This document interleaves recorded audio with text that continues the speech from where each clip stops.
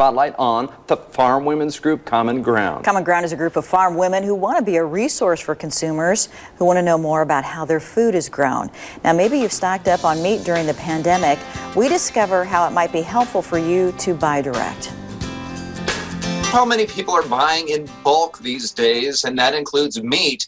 Joining me now with more on this is Leslie Boswell. You know, a lot of people are filling their freezers with meat. Why are people doing that? I think a lot of people in situations like this just want to be prepared.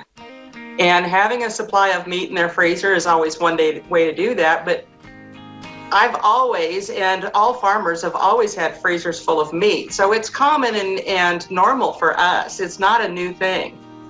But one of the things that's going on now is that a lot of farmers are learning or trying to sell more direct to consumers, which is a fantastic opportunity for them.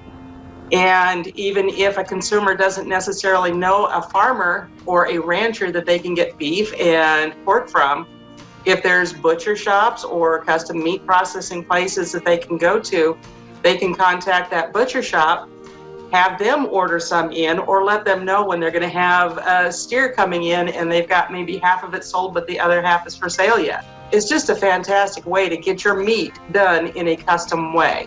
I go to the one in Fairfield for beef. There's one in Diller that's fantastic for pork. There's another one at Pickerel. There's one at Henderson. There's a number of them around that if you just do a little search on the meat lockers or meat processing, you can come up with a lot of options. There's one at Bennington that's closer to the Omaha area. If you can't access a farmer or maybe a locker, how would you go about buying at the grocery store? With everything that's going on right now, they recommend that you shop no more than once a week, but you can get 1 week supply. If you're going to use one roast and 3 pounds of hamburger, then you can go ahead and get that, and it will keep for that amount of time until you use it.